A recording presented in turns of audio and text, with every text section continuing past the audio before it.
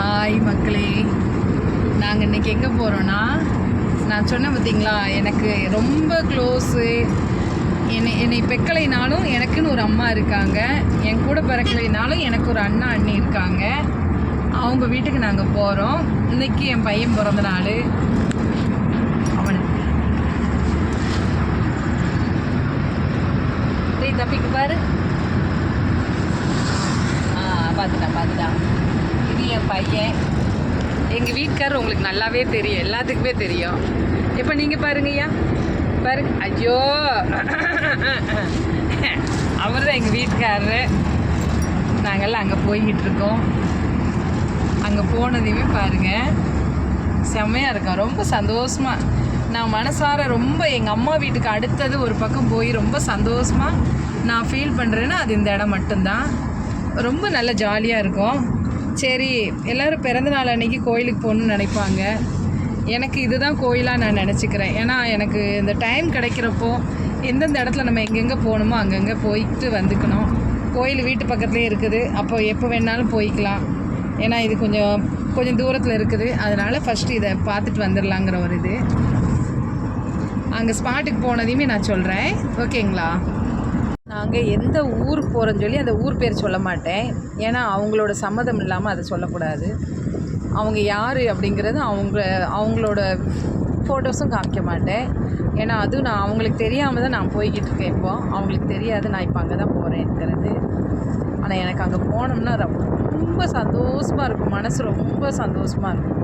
ஒரு செம்ம எங்கள் அம்மா வீட்டுக்கு போன மாதிரி ஒரு ஃபீல் இருக்கும் எனக்கு எப்போவுமே. எங்கள் வீட்டில் பால் காய்க்கிறதுப்போ நாங்கள் புதுசாக ஒரு வீடு வாங்கியிருந்தோம். வீடு வாங்கி அந்த வீட்டுக்கு கடைசி அந்த என்ன தை முடிஞ்சு மாசி பிறக்க போகுதுன்னு நினைக்கிறேன்.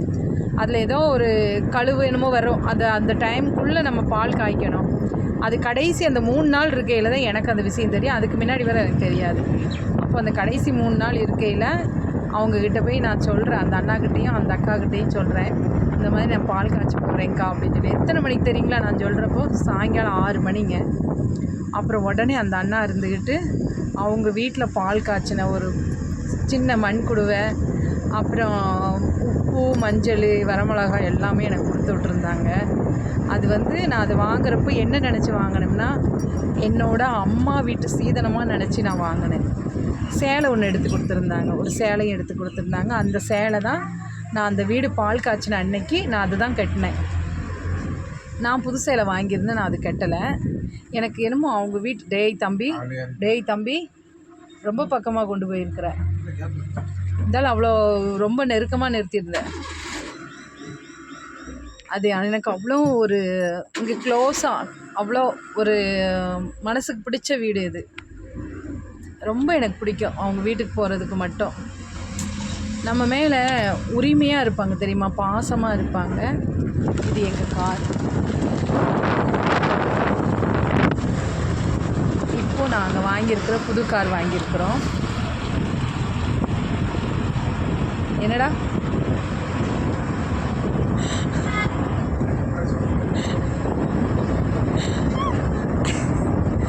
இப்போ நாங்கள் புதுசாக வாங்கியிருக்கிற கார் இது.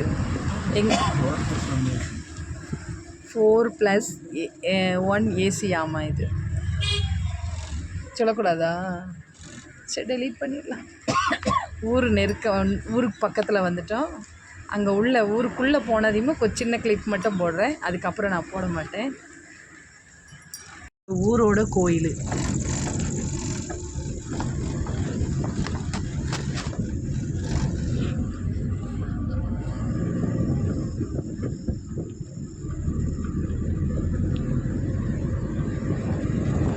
பக்கத்தில் போயிட்டோம்.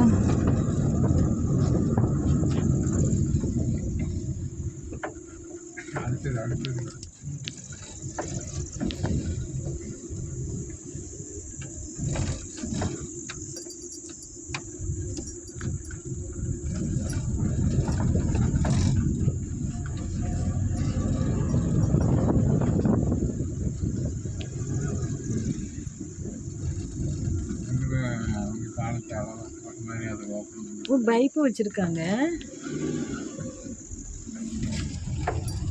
அந்த பாருங்கள் மக்களே, அந்த வீடு தான், அந்த வீடு தான். இவ்வளோதான், இதுக்கு மேலே நான் வீடியோ எடுக்க மாட்டேன். தேங்க்யூ. பிடிச்சிருந்தா சப்போர்ட் பண்ணுங்கள்.